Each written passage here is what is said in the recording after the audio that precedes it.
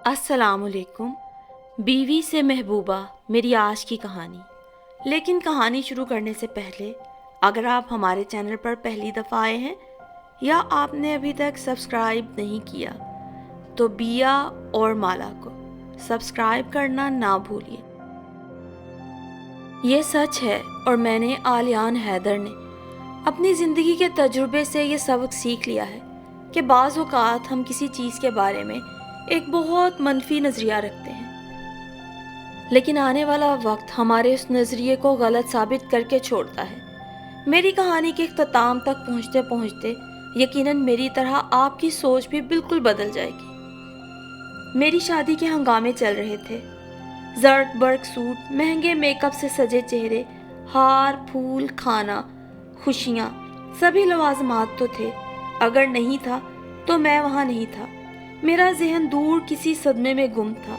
गाड़ी पे सजे फूल मेरे सीने पे कांटे की तरह चुभ रहे थे। मेरी दुल्हन के पसमानदा देहात के ढोलक की आवाज़ अभी तक मेरे कानों में गूंज रही थी। मैं आलियान हैदर, अपने वालिदैन का चौथा और होनहार बेटा, जिसे उन्होंने शहर के सबसे महंगे इदारे से तालीम दिलवा कर फाइनेंस में मास्टर्स के लिए अमेरिका की टॉप यूनिवर्सिटी से पढ़वाया, और जो कि आज बहुत शानदार तरीके से अपनी टेक्सटाइल मिल चला रहा था। मेरी ज़िंदगी में हर चीज़ बेहतरीन थी और इसमें मेरे पापा का बहुत वाज़ेह हाथ था। उन्होंने आज तक मेरे लिए बेहतरीन फ़ैसले किए थे, स्कूलिंग से लेकर कॉलेज और फिर बिज़नेस। इस सब में पापा की राय बहुत अहमियत रखती थी। इसलिए जब उन्होंने कुछ अर्सा पहले मुझे अपने कमरे में बुलाकर शादी का जिक्र छेड़ा तो मैंने यहाँ भी 100% फ़ैसले का इख्तियार उन्हें दे दिया, क्योंकि मैं कहीं पे कमिटेड था भी नहीं और पापा पर मुझे अंधा यकीन था। लेकिन काश मैंने उस दिन ये गलती ना की होती तो आज मैं बैठा यूँ पछता ना रहा होता। कुछ दिन बाद ही डैड ने मुझे बताया था कि उन्होंने अपने बचपन के दोस्त की बेटी नाजी से मेरा रिश्ता तय कर दिया है। उन्होंने मुझे तस्वीर दी थी जो शायद मैंने अपनी फ़ाइल में रख ली थी, और फिर मुझ पर मसरूफियत के ऐसे पहाड़ टूटे कि तस्वीर तो क्या, मैं अपना आप भी भूल गया। कुछ मुझे यकीन था कि मेरी किस्मत में कोई हल्की चीज़ हो ही नहीं सकती। मेरी ज़िंदगी में आज तक जो हुआ है दी बेस्ट हुआ है।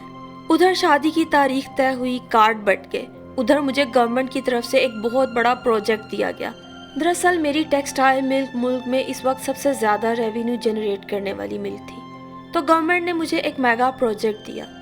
थाईलैंड में मुझे पाकिस्तानी कपड़े की एक्सपोर्ट प्रमोशन के लिए कुछ प्रेजेंटेशंस और एक डेलीगेशन को लीड करना था। अपने ये तमाम मसरूफियात को और अपनी जिम्मेदारियों को बखैर खूबी सर अंजाम देकर दिल में नए हम सफ़र और नई ज़िंदगी के बहुत से ख्वाब सजाए मैं पाकिस्तान एयरपोर्ट उतरा था। एक बहुत बड़े ब्रांड की बहुत ही महंगी शेरवानी पहने आलियान हैदर अपनी मर्सिडीज़ में अपनी शरीके हयात के लिए कई ख्वाब सजाए घर से निकला था, और फिर ज़िंदगी की कहानी बदल गई। कच्चे पक्के रास्तों से होती हमारी तीनों गाड़ियाँ जब एक पसमानदा देहात के आम से घर के सामने रुकी थी, तब तक भी मेरे गुमान में नहीं था कि ये सब क्या हो रहा है। फिर उस कच्चे अहाते की आम सी कुर्सियों पर बैठकर जब मैंने निकाहनामे पर दस्तखत किए तो यकीन आ गया था कि अपने शानदार मुस्तकबिल और हसी हमसफ़र के तमाम ख्वाब मैं उसी गांव की मट्टी और धूल में उड़ाकर वापस आया हूँ। उस वक्त भी अपनी सोचों में गुम बैठा था जब मामा की आवाज़ आई, बेटा रात बहुत हो गई है, अब तुम जाकर सो जाओ। उनके एहसास दिलाने पे अंदाज़ा हुआ सारा हंगामा कब का ख़त्म हो चुका है। मामा भी खामोशी और अफसुर्दगी से देख रही थी मुझे, बोली कुछ नहीं। शायद मेरी हालत वो भांप गई थी। मैं भी थके कदमों से चलता अपने कमरे में आ गया और अपने बेड पर मौजूद दुल्हन के सुर्ख जरतार दुपट्टे को देखते ही मेरे दिन भर की अफसुर्दगी गुस्से की आग में जाने कब बदल गई। मेरे ख्वाबों और आरजुओं की बर्बादी की यही तो वजह थी। खुद पर काबू न रहा तो उसके सामने जाके बैठ गया। खुश आमदीद, कैसा लगा आपको शहर? शहर की बत्तियां कैसी लगी? अल्फाज थे कि पत्थर? मेरे इन अल्फाज पर उसका चेहरा सुर्ख होने लगा। उसके चेहरे का रंग अपने दुपट्टे के रंग जैसा हो गया। मैं बोले जा रहा था और वो हैरत से मुझे देखे जाती थी। कभी इतना बड़ा और खूबसूरत घर पहले देखा होगा तुमने? इस घर में बहुत से लोग हैं, बहुत सी चीज़ें हैं, शायद तुम जैसे पेंडू देहाती इन चीज़ों का कभी ख्वाब भी ना देख सकें।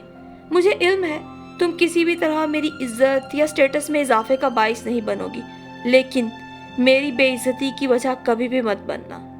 وہ آنکھیں پھاڑے حیرت سے مجھے دیکھ رہی تھی۔ اچھے خاصے خاندان کا قابل انسان اندر سے اس قدر زہریلا اور بدتمیز بھی ہو سکتا ہے، اس کے چہرے پہ واضح طور پہ لکھا تھا۔ شادی کی پہلی رات بیڈ روم کا یہ منظر شاید ہم دونوں کے ہی وہم و گمان میں نہ تھا، نہ اس کی حسن کی شان میں تعریفیں اور نہ ہی ساتھ نبھانے کے یا پیار کے وعدے۔ یہ تھی وہ حسین رات جس کے بعد میری زندگی کا ہر دن اور ہر رات تاریک ترین ہو گئے۔ صبح آنکھ کھلی تو وہ جائے نماز پہ بیٹھی تھی۔ رات کی ایک ایک بات مجھے یاد آنے لگی۔ ڈھیروں زہر اگلنے کے بعد اب تھوڑا پچھتاوا بھی ہو رہا تھا۔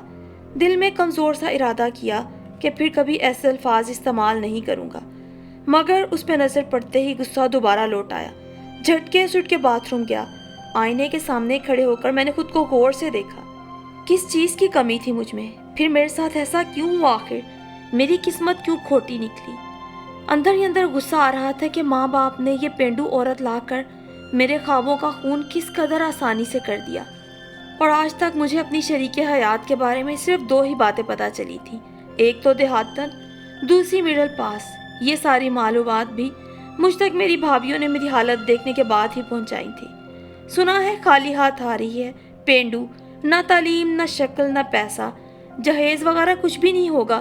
ہم کیا پاگل تھے؟ ٹرک بھر بھر کے سامان لائے، حالانکہ ماں باپ پہلے ہی تعلیم پر کروڑوں خرچ کر چکے تھے۔ یہ بڑی بھابھی تھی جو شہر کی مشہور گائنوکولوجسٹ تھیں، جن کا اپنا رات میں ایک پرائیویٹ کلینک بھی تھا۔ کافی بھاری فیس تھی ان کی۔ حیرت ہے تم اس شادی پر کیسے راضی ہو گئے تھے؟ کہاں تمہارے اونچے خواب اور کہاں یہ دیہاتن؟ ڈیڈی نے اپنے گاؤں کے کسی دوست کی بیٹی پسند کر لی تھی، تم نے یہ بھی نہ دیکھا کہ ہے کہاں، یوں ہی بیاہنے چل دیے۔ یہ آفرین بھابھی تھی، خیر سے انجینئر تھی، 9 to 5 والی نوکری، دفتر کی میٹنگز، پارٹیاں، ٹورز ہی ان کی زندگی تھے۔ تنخواہ کے لاکھوں روپے ان کی ذاتی تزئین و آرائش پہ ہی خرچ ہوتے تھے۔ عدیل بھائی سے بھی ہر ماہ ایک موٹی رقم وصول کرتی، اگر دیر ہو جاتی تو خوب ہنگامہ ہوتا۔ سب سے بڑے بھیا اور بھابھی تو دونوں امریکہ میں ہی سیٹل تھے، ورنہ آج صبح صبح شاید وہ بھی میری شادی اور بیوی کی شان میں ایسے ہی کچھ خوبصورت قصیدے پڑھ دیتے۔ بچے کسی بھائی کے بھی نہ تھے، کیونکہ ابھی سب کو پیسہ کمانا تھا، انسانوں کی ضرورت کسی کی زندگی میں نہ تھی۔ اس لیے میری شادی کا فیصلہ لیتے ہوئے ڈیڈ نے موم سے زیادہ رائے نہیں لی۔ میرے لیے نازی کا انتخاب بھی ڈیڈ نے میری بڑی بھابھیوں اور بھائیوں کی ازدواجی زندگیوں کو مد نظر رکھتے ہوئے اور ان کے گھر میں رویوں کو دیکھ کر ہی کیا تھا۔ نئی بہو دیہات سے لانے کی وجہ میں ڈیڈ نے شاید میری تمام بھابھیوں کا اور نازی کا کچھ اس طریقے سے موازنہ کیا تھا کہ وہ سب تل ملا اٹھی تھی اور آج ناشتے کے بعد مجھے گھیرے بیٹھی تھی۔ ہم حیران ہیں تم جیسا انسان اس لڑکی کے ساتھ کیسے زندگی گزارے گا۔ وہ سب تو حیران تھے ہی، حیران تو میں بھی تھا۔ جیسے جیسے وقت گزرتا جا رہا تھا میری جارحیت اور نازی کی خاموشی بڑھتی جاتی تھی۔ میں اسے تکلیف دینے کا کوئی موقع ہاتھ سے نہ جانے دیتا۔ کبھی کبھی مجھے لگتا تھا شاید وہ گونگی ہے۔ مصروف تو میں پہلے بھی بہت تھا، اب خود کو زیادہ مصروف اس جہالت کی پوٹلی سے دور رہنے کو کر لیا۔ مسئلہ یہ تھا کہ جتنا میں اسے برا بھلا کہتا، جتنا اگنور کرتا، اتنا ہی وہ خاموش ہوتی جاتی۔ بس کبھی کبھار اس کی سوجی سرخ آنکھیں دیکھ کر میرا دل افسردہ ضرور ہوتا کہ جو بھی ہو ہے تو انسان، اور آخر کیوں اتنا سب سہ رہی ہے، واپس کیوں نہیں چلی جاتی۔ مجھے چڑھانے کا اب اس نے ایک اور طریقہ سیکھ لیا تھا۔ نہ جانے اسے ٹیلی پیتھی آتی تھی کہ کیا، میری ہر ضرورت کے میرے ذہن میں آتے ہی وہ پہلے ہی اسے پورا کر دیتی۔ میری ہر چیز مجھے مقررہ جگہ پہ ملنے لگی۔ ملازمین کی فوج کے باوجود میرے کپڑے خود استری کرتی، جوتے خود تیار کر کے رکھتی۔ مجھے حیرت تھی، پھر سوچتا شاید پرانی فلموں کا طریقہ ہے، شوہر کی خدمت کر کے اس کا دل جیتنا چاہتی ہے۔ گھر کا ناشتہ اور کھانے کی ذمہ داری بھی اس نے اپنے ذمہ لے لی۔ ڈیڈ تو کھلے لفظوں اس کی تعریف کرتے نہ تھکتے، باقی ہم سب پیٹ بھر کر کھاتے ضرور مگر منہ بند ہی رکھتے کہ آخر پینڈو ہے، کھانا پکانا تو جانتی ہی ہوگی، کون سا ایسا انوکھا کام کر کے دکھا دیا ہے اس نے۔ ابھی کچھ دن ہی گزرے تھے کہ فون سنتا بیک گارڈن گیا۔ کئی طرح کی سبزیاں اگی دیکھ کر مجھے بڑی حیرت ہوئی۔ مالی سے پوچھا تو بڑے فخر سے بتایا، صاحب جی نازی بیوی کی محنت ہے، وہ تو ہم سے بھی زیادہ پودوں کا علم رکھتی ہیں۔ اب میں اسے کیا کہتا، کھیتوں کی پیداوار کو کیا اتنا علم نہیں ہوگا؟ ڈر مجھے بس یہ تھا کہ کہیں کسی دن گارڈن میں بھینسیں اور مرغیاں نہ لے آئے۔ عورت سے زیادہ یہ تو مجھے کوئی مشین لگتی تھی، یا شاید اس نے یہ سب پرانی فلمیں دیکھ دیکھ کر ہی طریقہ سیکھا تھا کہ سسرال اور شوہر کا دل کیسے جیتنا ہے، خوب خدمت کرو۔ آخر تھی تو پینڈو، عقل استعمال کرتی تو کب کی سب چھوڑ چھاڑ واپس چلی جاتی۔ یوں ہی وقت گزرنے لگا۔ اس دن بھی میں آفس کے لیے نکل رہا تھا جب ڈیڈ نے بٹھا لیا۔ ہم سب تمہارا رویہ دیکھ رہے ہیں، لیکن بولتے اس لیے نہیں کہ میاں بیوی کا مسئلہ ہے، آپس میں حل کر لو، اچھا ہے۔ ڈیڈ، آپ نے اور موم نے اپنا بڑھاپا آرام دہ بنانے کے لیے مجھے قربان کر دیا۔ ایک مڈل پاس دیہاتن میرے سر تھوپ دی۔ نباہ تو کر رہا ہوں اب، اور کیا کروں؟ تو کیا تم کو اس بات پر اعتراض ہے کہ اس کا تعلق دیہات سے ہے؟ ڈیڈ غور سے مجھے دیکھنے لگے۔ بیٹا، دیہاتی تو میں بھی ہوں، گاؤں سے شہر آیا تھا۔ تمہاری ماں بھی ایک دیہاتی کی اولاد ہے، تو پھر ہمارے لیے کیا سزا ہے؟ اور رہا سوال اس کے مڈل پاس ہونے کا، تو گاؤں میں مڈل تک ہی اسکول تھا۔ اس کے علاوہ اس کی قربانی کی جو داستان ہے، تمہیں یقیناً اس میں کوئی دلچسپی نہیں ہوگی، لیکن تمہاری معلومات کے لیے صرف اتنا بتا دوں، نازی کا باپ ایک قابل پروفیسر تھا، ساری دنیا میں علم بانٹنے والا۔ کیا اپنی اولاد کو بھول جائے گا؟ اس نے نازی کو شہر بھیجنا چاہا تھا۔ نازی کو اسکالرشپ پہ داخلہ مل رہا تھا۔ وہ جانتی تھی اگر وہ شہر آ گئی تو اس کا بیمار باپ، گھر کے اتنے مسائل، سب کیسے چل سکے گا۔ اسی لیے اس نے پڑھا تو، مگر سب پرائیویٹ، اپنے قابل باپ کی زیر نگرانی۔ اور جان لو بیٹا، علم ڈگری کا محتاج نہیں، نہ ہی ڈگری علم کی ضمانت ہے۔ اور مجھے یقین ہے کہ اگر میرے خاندان کو بے حسی اور خود غرضی سے کوئی بچا سکتا ہے نا، تو وہ یہی لڑکی ہے۔ میں تمہارے سامنے یہ بات کرنا نہیں چاہتا تھا، مگر حقیقت یہ ہے کہ تمہاری ماں سے میری شادی میری زندگی کی سب سے بڑی غلطی تھی۔ میں اپنی اولاد کو نہ ماں دے پایا، نہ گھر، نہ گھرستی، اور نہ ہی تربیت۔ ان کے لہجے میں پچھتاوا تھا۔ اور پھر میرے بیٹے بھی دنیاوی چمک کے پیچھے ہی بھاگے۔ میں انہیں پیغمبر اسلام صلی اللہ علیہ وآلہ وسلم کا یہ فرمان نہیں سنا پایا کہ لوگ شادی کے لیے خاندان، حسن اور دولت دیکھتے ہیں، مگر تم دین دیکھنا۔ ان کی ایسی کوئی تربیت ہی نہیں تھی۔ اپنی اور اپنے بیٹوں کی زندگی برباد کرنے کے بعد میں اس نتیجے پر پہنچا کہ عورت کا گھر میں رہنا کس قدر ضروری ہے۔ ارے یار، چھوٹی سی کریانے کی دکان تک تو چلتی نہیں جب تک مالک خود نہ بیٹھے، تو وہ گھر جہاں نسلوں کی آبیاری ہوتی ہے، عورت کے بغیر چل سکتا ہے کیا؟ اور یہ بات تو اب تمہاری ماں کو بھی سمجھ آ گئی ہے۔ 3 ultra modern, fashionable, highly educated بہویں لانے کے بعد اس نے اپنی آنکھوں کے سامنے اپنے بیٹوں کی تباہ شدہ ازدواجی زندگی دیکھی ہے۔ اس لیے جب میں نے نازی کی بات کی تو اس نے بھی میرا بھرپور ساتھ دیا۔ میں خاموشی سے اٹھایا، دفتر آیا۔ آج بہت سے کام تھے، اہم میٹنگز اٹینڈ کر کے واپس آیا تو آذر، میرا بچپن کا دوست اور بزنس پارٹنر، پہلے سے کمرے میں موجود تھا۔ مجھے دیکھا تو ایک دم گرم جوشی سے بولا، بھائی، تم اور ہماری بھابھی بڑے چھپے رستم نکلے، ہمیں کانوں کان خبر ہی نہ ہونے دی۔ اتنی بڑی سیلیبریٹی سے شادی کر لی اور آج تک ذکر نہیں کیا۔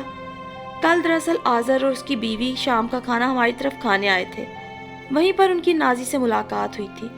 میں اس کی بات پر تھوڑا حیران ہونے لگا، جس پر اس نے بتایا کل باتوں باتوں میں جب میری بیوی کو بھابھی کا پورا نام پتا چلا تو اس کے پوچھنے پر ہی بھابھی نے بتایا کہ وہی وہ نازنین آبدی ہیں جنہیں اس وقت کالم نویسی کی ملکہ کہا جاتا ہے۔ وہ انگریزی اخباروں میں کالم لکھتی ہیں، سوشل میڈیا پر ان کی بہت فین فالوئنگ ہے۔ کچھ عرصہ قبل امریکی یونیورسٹی نے انہیں اسکالرشپ پر پی ایچ ڈی آفر کی تھی، لیکن انہوں نے گھریلو مصروفیات کی بنا پر انکار کر دیا۔ میں تو بہت حیران ہوا اپنی بیوی کی بات سن کر۔ یار، میری بیوی یا موم تو گھر سے یا ہم سے زیادہ ہمیشہ اپنے پروفیشن کو ہی اہم سمجھتی رہی ہیں، اور ایک تمہاری بیوی ہیں۔ تم بہت خوش قسمت ہو یار کہ تمہیں نازنین بھابھی جیسا ہیرا ملا۔ آذر تو معلومات کا یہ بم میرے سر پھوڑ کر چلا گیا، مگر میرے لیے سوچو کہ نئے در واہ کر گیا۔ ایسی دبو اور پینڈو لڑکی اس درجہ باصلاحیت نہیں ہو سکتی۔ یہ سوچ کر میں نے نازنین آبدی کے سوشل میڈیا اکاؤنٹس چیک کیے۔ جیسے جیسے اس کے بارے میں سرچ کرتا جاتا، حیرت، شرمندگی اور ندامت مجھے گھیرے جاتی۔ نازنین آبدی نہ صرف ایک بہت بڑی کالمسٹ تھیں، بلکہ جدید زرعی اصلاحات اور کم ایکڑ میں زیادہ سے زیادہ پیداوار پر اس کی ریسرچ بیس کتاب اس وقت برطانیہ اور امریکہ کی یونیورسٹیز میں ایوارڈ کے لیے منتخب کر لی گئی تھی۔ اور اس تقریب میں نازنین کو مدعو بھی کیا گیا تھا، جس پر اس نے گھریلو مصروفیات کا بہانہ بنا کر شمولیت سے انکار کر دیا تھا۔ یقین مانیے میں آپ کو بتا نہیں سکتا اس وقت میرا کیا حال تھا۔ میں آلیان حیدر، جو خود کو ایک بہترین اسٹوڈنٹ اور باکمال بزنس مین سمجھتا تھا، اس وقت اس پینڈو لڑکی کی اعلیٰ ظرفی اور برداشت کے سامنے خود کو بہت کمزور محسوس کر رہا تھا۔ لیمپ کی ہلکی سی روشنی میں نہ جانے کیوں اس وقت وہ مجھے اتنی حسین لگی کہ کئی پل میں بنا آنکھیں جھپکائے اسے دیکھے گیا۔ دل میں پختہ ارادہ کر کے سویا تھا کہ صبح اٹھتے ہی اس سے معذرت کروں گا، مگر اس کا موقع نہ مل سکا کہ دو حادثات نے اگلی ہی صبح ہمارے گھر کے ماحول کو بدل کر رکھ دیا۔ عدیل بھائی کے ہاں ایک خوبصورت بیٹے کی پیدائش اور آفرین بھابھی کا بچہ ان کے ہاتھ پکڑا کر طلاق کا مطالبہ۔ دراصل عدیل بھائی اور آفرین بھابھی میں اختلافات کی بڑی وجہ پیسہ یا تعلیم کی کمی نہ تھی، بلکہ آفرین بھابھی کی حد سے بڑھتی سو کالڈ ماڈرنٹی تھی۔ بھابھی ہر شام دعوتوں میں مغربی طرز کے نیم مریاں لباس زیب تن کر کے جاتی، واپسی پر دونوں میاں بیوی لڑتے جھگڑتے گھر آتے۔ بھابھی ہمارے گھر اور اس قدر آزاد ماحول کو بھی پینڈو اور جہالت سے تعبیر کرتی تھی۔ چنانچہ بچے کی پیدائش تک انہوں نے صبر کیا۔ بچہ پیدا ہونے کے بعد بھائی کو یہ کہہ کر چھوڑ گئی تھی کہ انہیں بھائی سے زیادہ اچھی اپرچونٹی مل گئی ہے۔ ان کا کوئی ایکس بوائے فرینڈ تھا جو بھائی سے زیادہ لبرل اور ماڈرن تھا۔ بھیا شاید طلاق کا مطالبہ برداشت کر جاتے، مگر عورت کی بے وفائی ان کو لے ڈوبی۔ ہارٹ اٹیک آیا، ہسپتال پہنچ گئے۔ ابھی بھیا کی حالت سنبھلی نہ تھی کہ نازنین کے والد کی وفات کی خبر آ گئی۔ میں اسی دن اسے لیے اس کے گاؤں پہنچا۔ نازی کی حالت بہت خراب تھی، باقی تمام بہن بھائی چھوٹے تھے، سو اس کی والد کی تدفین اور باقی معاملات میں نے خود سنبھالے۔ دوسرے دن مجھے بھائی کی سیریس حالت اور اپنے بزنس کے کچھ امور کے باعث واپس آنا تھا، لیکن میں کچھ دیر کو نازنین کے پاس جا بیٹھا۔ پہلی دفعہ میں نے پورے حق اور پیار سے اسے گلے لگا کے حوصلہ دیا۔ وہ بھی بچوں کی طرح پھوٹ پھوٹ کر رونے لگی۔ مجھے تمہارے ابو کی وفات کا بہت دکھ ہے، گرچہ میری ان سے ملاقات کم رہی، مگر میں جانتا ہوں وہ ایک انتہائی قابل اور شکر گزار انسان رہے ہوں گے۔ اور تم دیکھ لو، میرا اپنا ایک اپارٹمنٹ بھی ہے، اگر تم اپنی امی اور چھوٹے بہن بھائیوں کو اپنے ساتھ رکھنا چاہو تو انہیں شہر لے آؤ، مجھے کوئی اعتراض نہیں۔ واپس تو آ گیا تھا، مگر اب گھر اور اپنا بیڈ روم دونوں بہت سونے لگ رہے تھے۔ کچھ دن بعد عدیل بھائی بھی گھر آ گئے، اب صدمے سے کچھ باہر تھے۔ ہفتے کی جدائی برداشت کر کے بالآخر جب میرا خود پہ قابو نہ رہا تو اسے لینے پہنچ گیا۔ اس کی والدہ نے البتہ وہیں رہنے کو ترجیح دی۔ واپسی کے راستے میں ادھر ادھر کی باتوں کے دوران ہی میں نے اس سے معذرت کر لی اور اپنے پچھلے رویے پہ شرمندگی کا اظہار کیا تو ایک دم آپ دیدہ ہو گئی۔ اس کا مطلب ہے میرا اندازہ غلط نہیں رہا، آپ ایک بہت اچھے انسان ہیں۔ پھر نہ کبھی اس نے میری بدسلوکی کا حوالہ دیا، نہ ہی میں نے اسے زیادہ وضاحتیں پیش کی۔ زندگی کی گاڑی ایک حسین اور محبت کرنے والی بیوی کم محبوبہ کے ہمراہ بھاگنے لگی، اور یقین مانیے سال بعد مجھے نازنین سے اپنے برے رویے کا اس دن شدت سے احساس ہوا جب ڈاکٹر نے جڑواں بیٹیوں کی خوشخبری سنائی۔